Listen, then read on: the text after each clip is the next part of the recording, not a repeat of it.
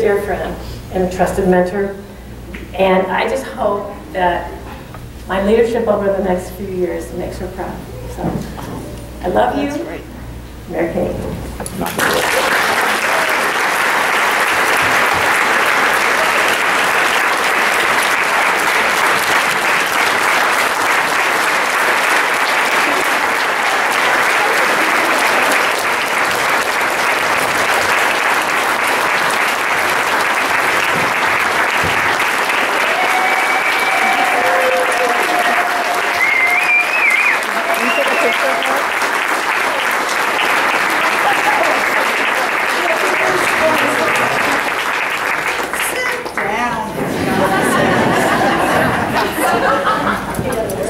I gotta wear that somewhere? Well, this is gonna be good. Actually, I'm gonna hold it. This I'll wear. Maybe. Do you have slides or your slides? Do I have slides? I just wondered. Did you fix any for me? I didn't think I If I don't have any slides, now don't take my. Frame here. You got to look in the eye, Fiona. It's old school. What you need to know is I don't like to prepare speeches. And my dear friend Beverly Meyer will be the first to tell you about the night we went to Washington, D.C. and I was supposed to speak to the Public Health Department meeting, and I was supposed to give a speech, you know, and I hadn't written it. And it was about 10 o'clock at night, and I thought, well, I guess it's time to start. And Bevy and I sat in our beds next to each other, and it was kind of like, well, how's this sound, Bevy? She's good with me. And I think she was scared to death of what was going to happen the next day. But we got through it. We're going to get through it today, because here's my notes. It's going to be short. Now, let me tell you about being here today. If you can imagine the first family conference maybe being this table and this table, that was it. I think we were, I don't know, Bevy, do you remember how many we were? 12 families. 12 families? Of course, Miss Memory here. I can't wait till you get old.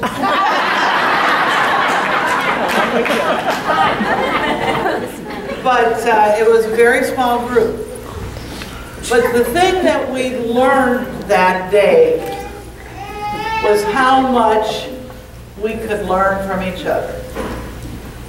And we learned also... Your necklace. It's your necklace up against it. It's my necklace. Yes, ma'am. I didn't buy it from Kim Harden, I guess that's why.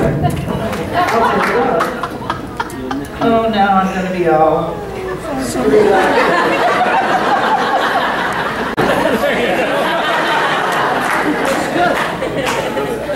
But, you know, we learned at that very first family conference about peeling skin for newborns. How many of you had children who sometime in that first couple of weeks after birth, their skin just kind of peeled off, and what was underneath was beautiful? See, we learned from each other. And that was such a revelation that we in fact could gather information from one another and learn something that was going to be useful. And that is why you now know more about treatment. The dental care is so far beyond what it was 30 years ago. It was not at all unusual for children affected by ectodermal dysplasia not to have any dental care until they were adults. And so the emotional ramifications of that often were worse than the condition itself. But today, 30 years later, a couple of things are very much the same. Folks, it's all about love. It's about loving one another and caring for one another and making life good for one another, regardless of what syndrome we're talking about. Whether it's something like GOLTS or AEC or HED, whatever it is. It's all about making life good. And we can do that together. For me, being here today, the greatest joy, Quinn, stand up. Now let's see, I'm trying to think. Who else is here that's one of my old guys? Now there were several of you around yesterday. What the heck happened to him? Sean? Yeah, where's Sean? He didn't want to listen to me either, did he? Son of a gun. Well, the greatest thing for me is seeing these adults who were just little kids 30 years ago, who are happy and successful and enjoying life and having kids. Can you imagine? I've got a little Charlie. I have a little Charlie. And never did I think she was going to be a little girl, but she is. And she's a handful, but lots and lots of fun. But family conference is extraordinarily important for you as parents, but even more so for your kids. Can I share the funny? Yeah. And I'm sorry, I'm blanking on, it's not Grant, it's Tyler. Tyler Huxman and Zemery Dennis have become the Bobbsey twins. I mean, they are inseparable when they come to family conference. And my comment to Deanne this morning was, you know, if those boys didn't get together during the summertime, it would be like having a finger cut off. Oh wait, they're already missing fingers.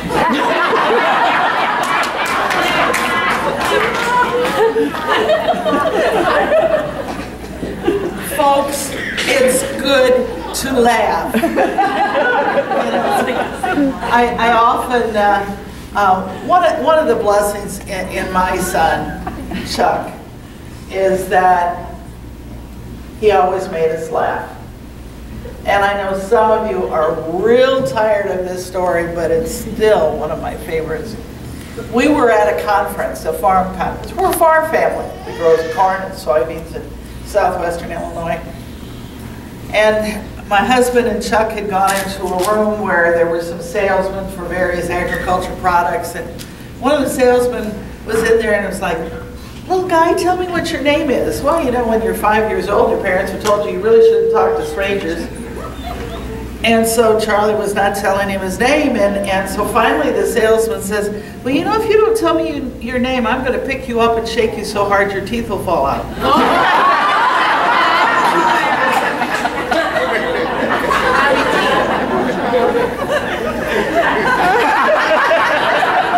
Do I have to tell you what happened? He set him down. Charlie took his teeth out and said, hi, my name's Charlie.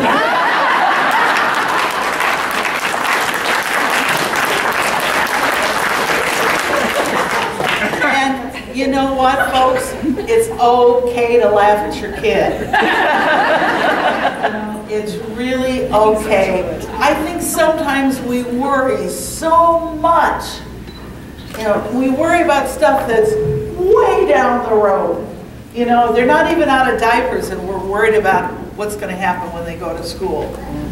Or when they go to school, we're worried about whether they're going to have friends. Or when they go to high school, we're worried about whether they're going to have a boyfriend or a girlfriend. We got all this stuff we can worry about. Do not do it. It's a wasted effort. You spend time loving your child, providing what they need. You do not have to worry about it.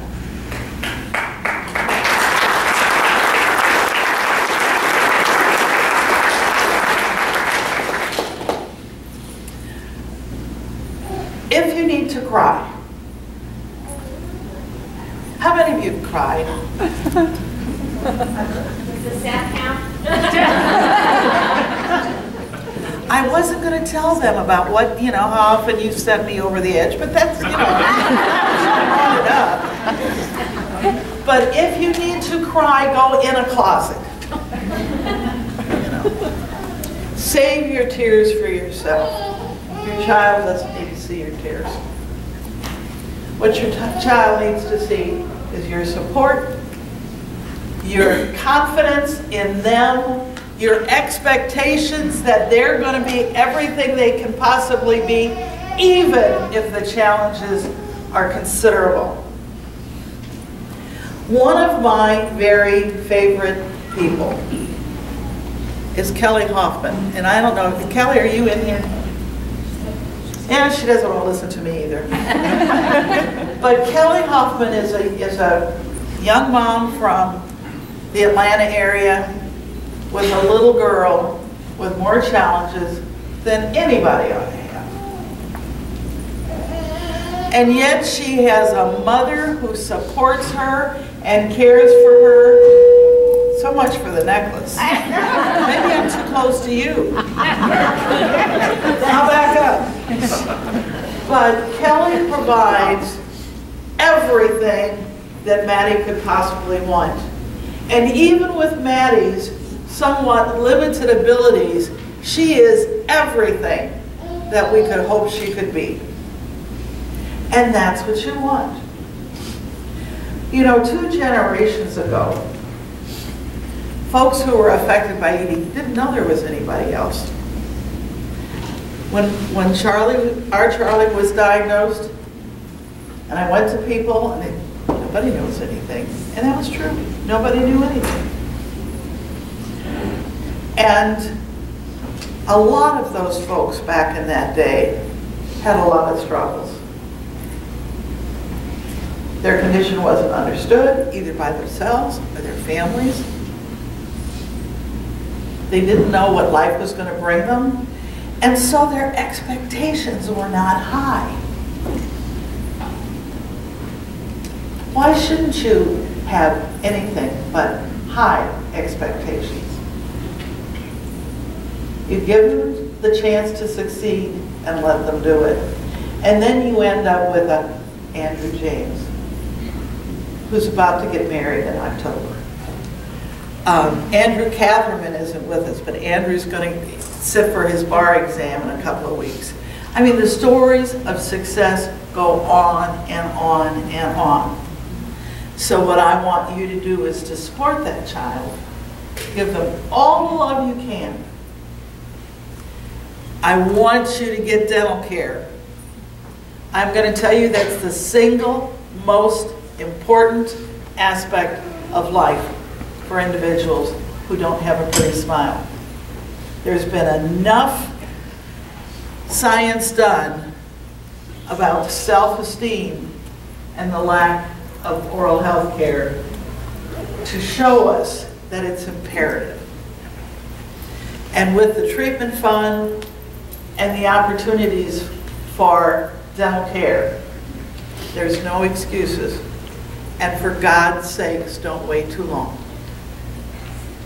The longer you wait, the more likely that good care won't come in a timely fashion. Okay, how boring have I been? Ooh, boring enough? Yep, the clock's moving on. All right. Don't anticipate problems. One of the funnier experiences that I had in life with Chuck, he was part of a dental implant program at the National Institutes of Health. And that now seems so long ago, but it was. He was only 12, and he's 36. Thank you. Jody. It could almost be annoying.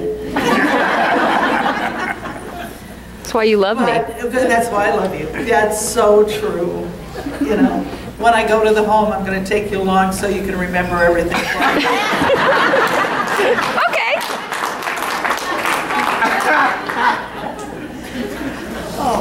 But we had to take Chuck out to the National Institutes of Health in Bethesda for some pre-testing and whatnot before they were going to do the implant procedures. And they gave him a self-image survey to fill out. Well, you know, us moms, you got to kind of stand over him and watch. And, you know, what do you think about your hair? No, his hair's fine. Oh, that's good, that's good. That's good. And what do you think about your teeth? Oh, teeth are fine. That's good, that's good. I like that answer. Skin's fine. Hands. Don't like my hands. What is up with not liking hands? And I had to ask, you know, I mean, you know, because there I am, mother right over the top of him. Poor kid couldn't move 6 inches without me being there. And he says, I can't palm a basketball.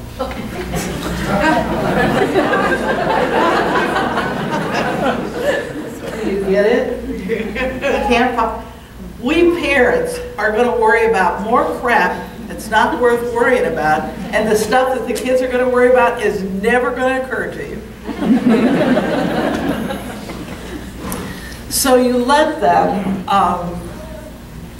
you know, be themselves. Funny story that Deanne told me this morning is that her boy got stopped in a basketball game twice in one game because he was palming the ball. The kid doesn't have a palm.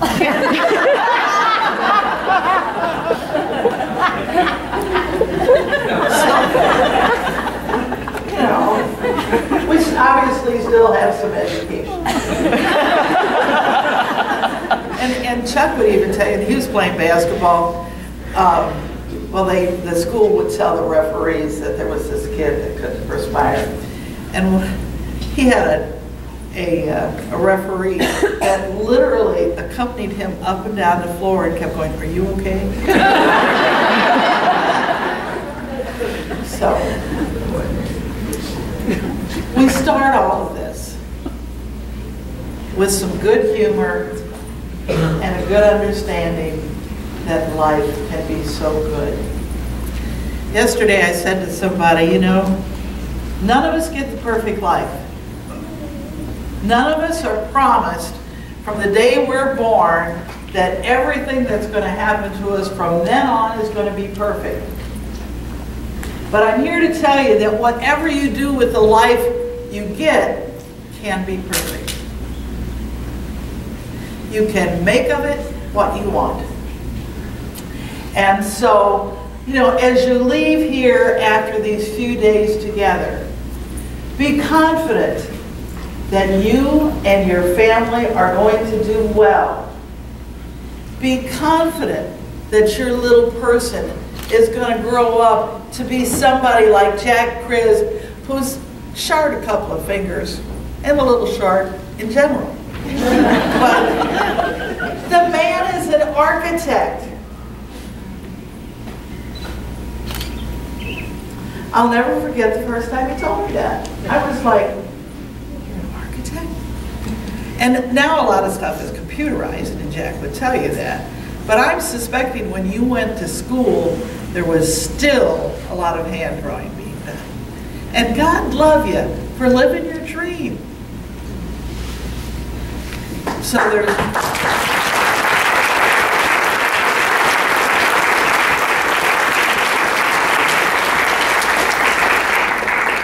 So we're not promised a perfect life, but we can make the life we get perfect. And Jack, we thank you for showing us that. And all of you who have found a way to take the inconveniences of the ectodermal dysplasias and turning them into something special. I can't begin to tell you what fun it is for me to be here. And I know that Bevy feels the same way.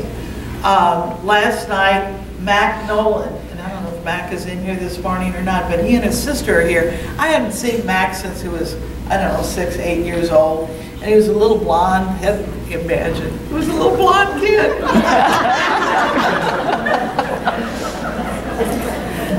But now he's like a lot of the other fellas, you know, going au naturel with the scalp and feeling, you know, feeling pretty good about life. And it really made my day yesterday to meet him.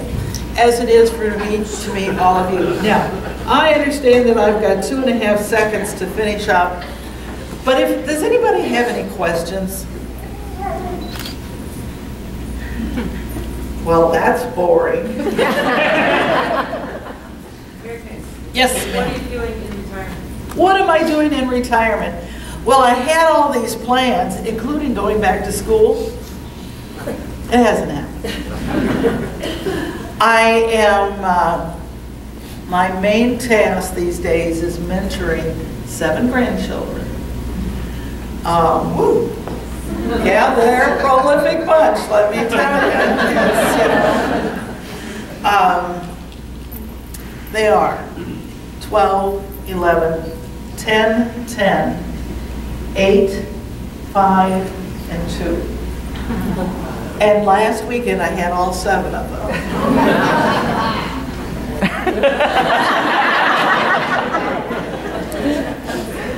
But anybody will tell you being a grandparent's the best ever.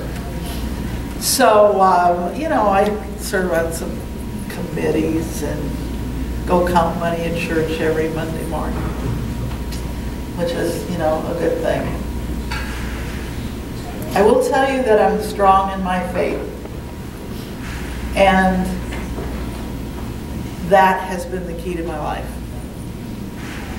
Let go, let God. So I'm glad that you're all here. Nobody else has a question? Over here, Mayor. Yes, sir. I just got 2 words I'd like to say. Thank you.